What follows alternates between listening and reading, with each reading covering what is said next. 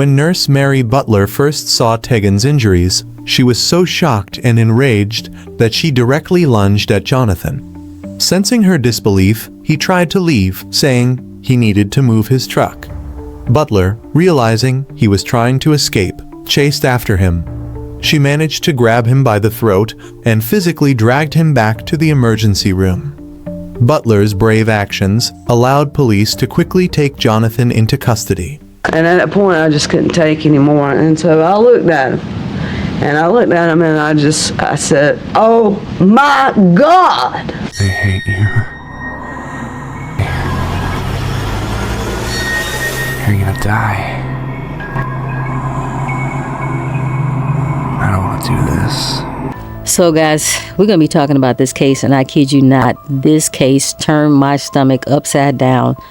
I kid you not, I became violently ill. We're going to be talking about this little 4-year-old, Teghan Alyssa Skiba. She was only 4 years old at the time of her death. They were living out of Smithville, North Carolina. Now, let's listen to this case, guys. The mother, her mother's name was Helen Reyes, and the father, her biological father's name was Jerry Skiba.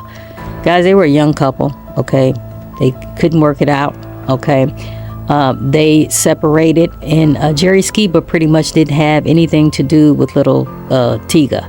He had nothing to do with her whatsoever. However, his parents, the grandparents of Teghan, were very active in her life, as well as the mother's parents, who was also Teghan's grandparents. They were very active in her life. This is what makes this whole case seem so senseless. You have a mother who's now a single mother, okay? She has the support of her parents, and she also has the support of her daughter's father's parents. So she has 2 sets of grandparents who are there trying to support her. However, she decides to pick this freaking idiot of a boyfriend, Jonathan Douglas Richardson. She decides that while she went to Army Reserve training, that she was going to allow Jonathan Douglas Richardson, which is her boyfriend, and she knew he had a violent streak, she allowed him to babysit instead of the grandparents, okay? So let's rewind a little bit, okay? So we have little Teghan, who's 4 years old, and we have her mother, Helen Reyes, and we have the boyfriend, Jonathan Douglas Richardson, all living together behind Jonathan's grandparents' home, okay, in a little bitty shed, okay? They all 3 of them lived there together. They were on a blow-up bed. Guys, living conditions there weren't the best. And so they were living behind Jonathan's grandparents' home. His grandparents' name was Helen and Joseph Creech. So they lived there, okay? So the whole tragedy started when the mother decided, oh, I'm going to be going off to Army Reserve training. I need somebody to babysit my daughter, my little 4-year-old daughter, little Teghan. And what happened was the boyfriend started abusing her. Why would you pick this idiot anyway, and you knew he had a violent temper? Okay, so guys, not even the first day of training, okay, he started abusing this little girl, okay? And after he abused her on that first day, he sent her a picture of the little girl sleeping with a bloody t-shirt right beside her, okay? That should have been your first clue. Something is not right. But you did nothing about it. You continued on with your Army Reserve training. Richardson County Sheriff calls it one of the worst cases of torture involving a child he's ever seen. We have spoke with the doctors and the medical staff, and they are just as concerned, and they cannot believe it either. The report that we've got, one of the worst cases that they have ever been involved with. It immediately brought tears to my eyes. It's the most horrifying thing I've ever seen done to a human being, especially a child. I've never seen anything like that in the years that I've been doing this as a law enforcement officer. When they unwrapped the sheet, it became very clear that this person had been suffering for a long period of time, and I was not prepared for that. I took the time to carefully count every single injury that was cited on Teghan's autopsy report, and she had more than 144 injuries. That is an extraordinarily high number of injuries, and these are not the kind of injuries that will typically occur with a one-time loss of control. I didn't have one bite mark to look at. I looked at many, many bite marks covering that little girl's body, not one. And those bite marks were good bite marks. We had 6 upper and 6 lower teeth in many cases. In some cases, we had 8 upper and 8 lower teeth. And at that point, I just couldn't take anymore. And so I looked at him. And I said, oh my God. So I took off after him. And I chased him down. You chased him down? I was running for everything I was worth. I didn't want to do what needs to be done right here, right now. I am here for Teghan. I am here for my baby, for justice for her, because that man murdered my baby. I will be in prison for the rest of my life. I just can't fathom the thought of you sexually abusing her. I haven't. I don't want to do that. I love her so much. She calls me daddy. I didn't do it. I never did do it. This is the worst case of torture of a child and child abuse and neglect that we've ever seen. There's no excuse for this. So, as I mentioned before, Teghan's father, Jerry Skiba, was a deadbeat dad. However, his parents, Susan and Gerald Skiba, were very active in Teghan's life. They loved this little girl. That's why I cannot understand why the mother, Helen Reyes, decided that she would allow Jonathan Douglas Richardson to babysit her child instead of the grandparents, okay? I do not understand that. I cannot fathom that whatsoever. Let's talk about the conditions of the shed where they lived, okay? There was absolutely no running water whatsoever. Okay, there was no bathroom, there was no toilet facilities. This was the issue that Jonathan had with little Teghan, is that she would often soil herself, and this is when the abuse would start. They barely had any furniture in that shed, and also all 3 of them, Helen, Teghan, and also Jonathan, slept on a air mattress, okay? And then, guys, things were so unsanitary inside of that little shed. In early July 2010, Helen Reyes needed to find someone to look after Teghan, while she underwent 10 days of training in the U.S. Army Reserve in New Mexico. She had several options, including Teghan's loving grandparents or her own parents. Instead, Helen chose Jonathan. When he volunteered to look after Teghan, Helen immediately agreed despite knowing about his cruelty towards her daughter. On July 5, 2010, just one day before Teghan's 4th birthday, Jonathan drove Helen to her military training location, and Teghan was with them in the car. The little girl said goodbye to her mother, not knowing she was seeing her alive for the last time. On the way back, Jonathan stopped at Lowe's, where he bought a latch and padlock items that were later found on the shed door, obviously to keep Teghan locked inside and others out. As expected, Jonathan didn't suddenly become caring when he took responsibility for Teghan. Instead, he subjected the little girl to 10 days of torture, so cruel that it later brought hospital staff and police officers to tears. I observed numerous cuts. I just couldn't bear to look at it anymore, and I asked him to stop. You asked the doctor to stop? I asked the doctor to stop. I told him that was enough. I couldn't look at it. I couldn't bear it to see it anymore. It immediately brought tears to my eyes. It's the most horrifying thing I've ever seen done to a human being, especially a child. I've never seen anything like that in the years that I've been doing this as a law enforcement officer. On the first day after Helen's departure, Jonathan began establishing rules for Teghan. Since there was no toilet in the shed, he demanded that the girl, who had just turned 4 years old, use a bucket. When she had an accident, normal for a child her age, Jonathan flew into a rage. He tied her hands to a crossbeam and began whipping her with an electrical cord. Teghan's thin skin couldn't withstand the blows, and soon bloody stripes appeared on her. Blood stains remained on the mattress where the girl slept. He forced her to repeat over and over, "When I need to use the toilet, I promise I will tell someone." In the evening, when she finally fell asleep, exhausted from pain and fear, Jonathan sent Helen a photo of sleeping Teghan, clutching a bloodied t-shirt to her chest. The caption read, "Everything's okay." Helen, being far away, didn't ask any questions. On the second day, Jonathan began showing even more cruel forms of violence. He forbade Teghan from using the bathroom in the main house, turning the child's natural needs into a reason for punishment. Finding that Teghan had wet the mattress again, he became furious.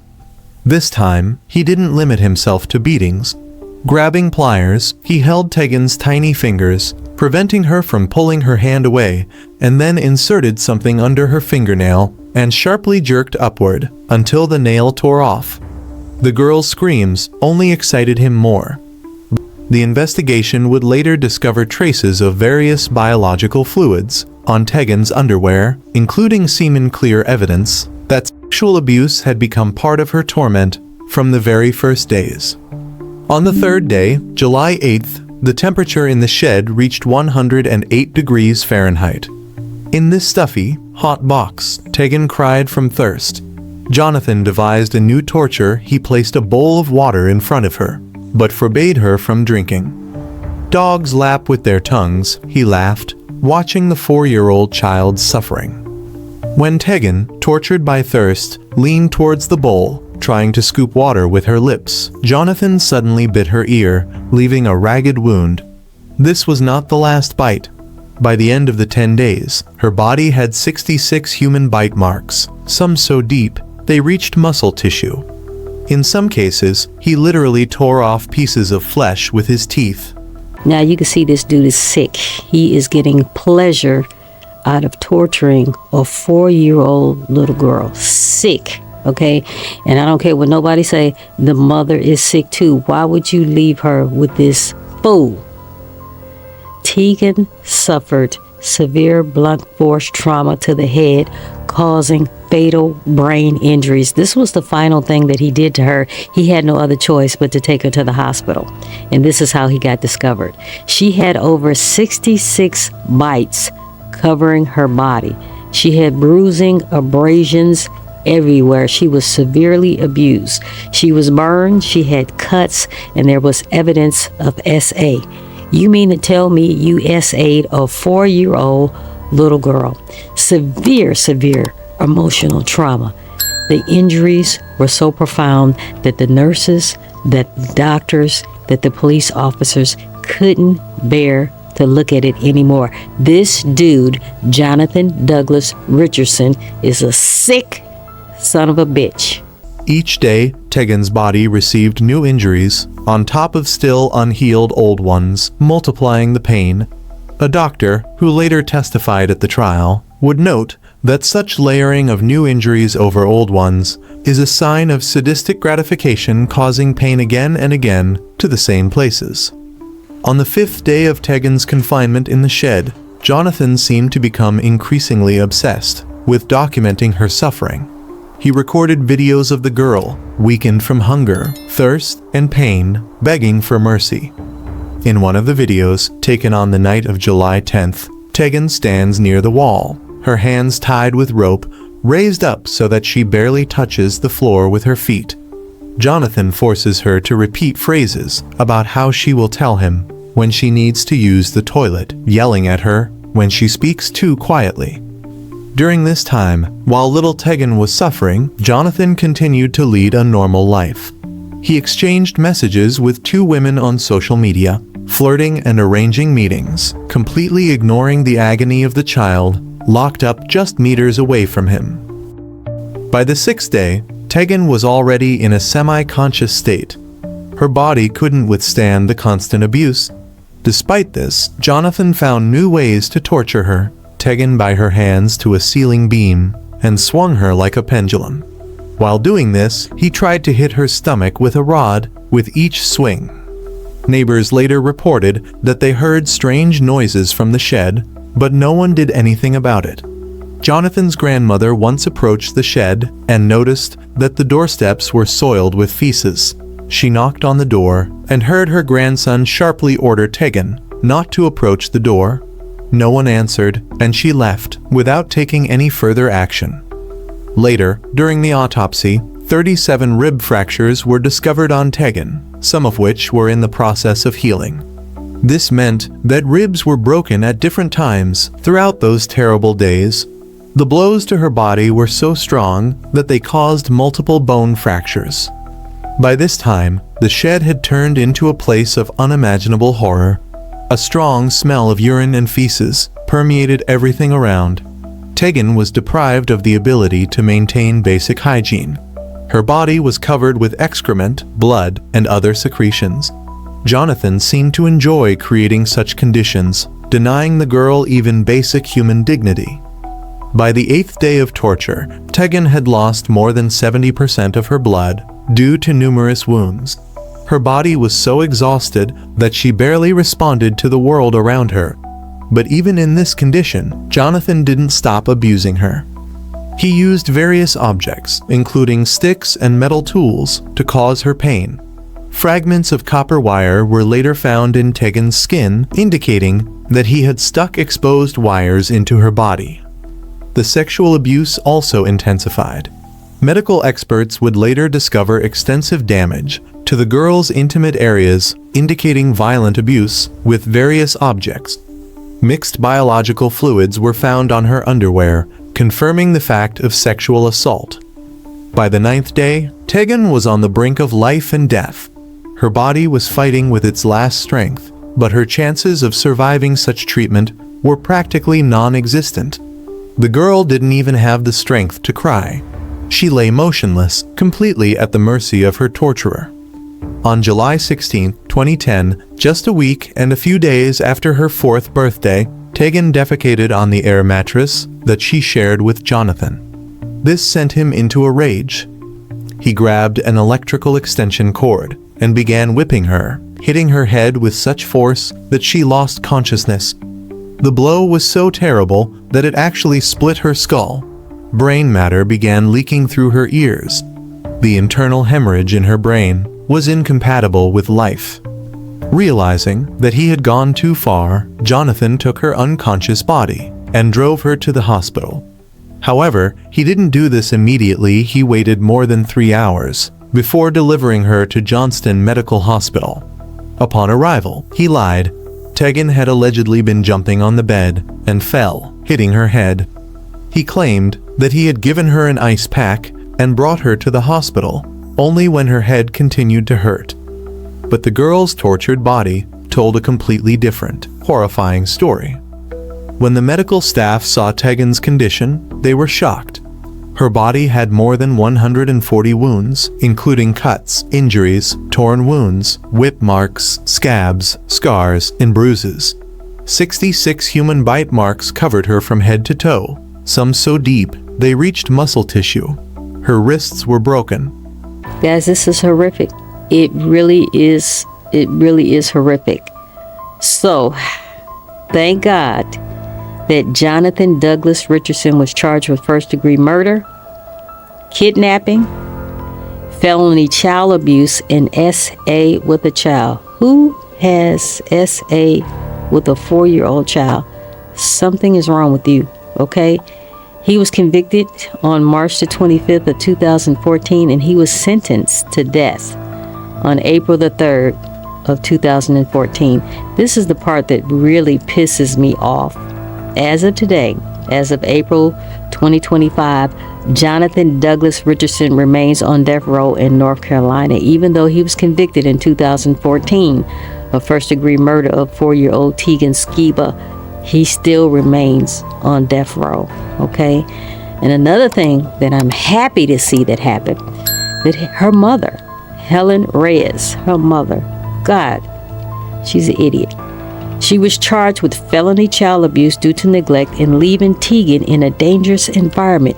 You knew Miss Reyes, you knew that Jonathan was a danger to your child, and you still left her there, even though your own parents wanted to watch her, and her parents, her grandparents on her father's side wanted to watch her, and you still allowed Jonathan Douglas Richardson, who you knew was a flaming fool, you allowed him to watch her.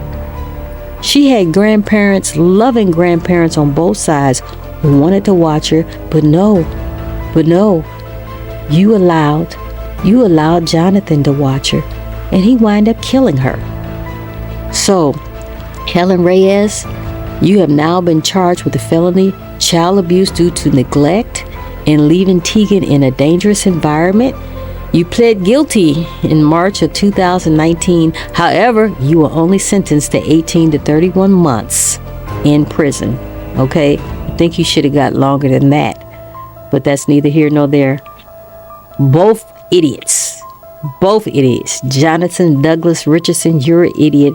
And Helen Reyes, you're an idiot as well. And I am sure Jerry Skiba, who is the biological father, I guess you're going to feel pretty small that you were not active in your own daughter's life. And this is what happened.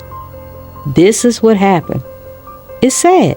When Nurse Mary Butler first saw Teghan's injuries, she was so shocked and enraged that she directly lunged at Jonathan. Sensing her disbelief, he tried to leave, saying he needed to move his truck. Butler, realizing he was trying to escape, chased after him. She managed to grab him by the throat and physically dragged him back to the emergency room. Butler's brave actions allowed police to quickly take Jonathan into custody. And at that point, I just couldn't take anymore. And so I looked at him. And I said, oh my God. Once Mary said, oh my God, she turned and looked at him and said, what did you do? And at that point, what did the defendant, how did he respond at that point? The defendant rose up out of the chair and said, I have to move my truck. So I took off after him, and I chased him down. You chased him down? I was running for everything I was worth. I called him from behind. I called him by the throat, and I slung him around, and I started pushing him for everything I was worth. I was trying to get him back to the ER. She even demonstrated her moves on prosecutor Greg Butler. She said she directed Richardson to a room. Fueled by anger and adrenaline, she recalled asking for a gun when uniformed officers arrived. I didn't want to do what needs to be done right here, right now. In 10 CRS 54426, the state of North Carolina versus Jonathan Douglas Richardson, we the jury return with the answers for the issues submitted and recommendation for punishment. Issue 1. Do you unanimously find from the evidence beyond a reasonable doubt the existence of one or more of the following aggravating circumstances? Answer, yes. Was this murder committed while the defendant was engaged in the commission of a sexual offense? Yes. Was this murder committed while the defendant was engaged in the commission of kidnapping? Yes. Was this murder especially heinous, atrocious, or cruel? Yes. Issue 2. Do you find from the evidence the existence of one or more of the following mitigating circumstances? Answer, yes.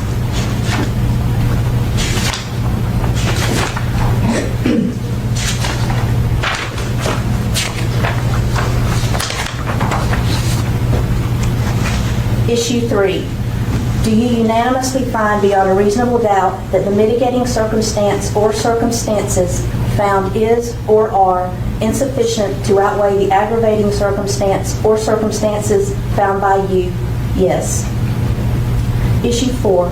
Do you unanimously find beyond a reasonable doubt that the aggravating circumstance or circumstances you found is or are sufficiently substantial to call for the imposition of the death penalty when considered with the mitigating circumstance or circumstances found by one or more of you? Answer, yes. We, the jury, unanimously recommend that the defendant, Jonathan Douglas Richardson, be sentenced to death, signed the 3rd day of April, 2014, by the foreperson. They hate you. You're gonna die. I don't want to do this.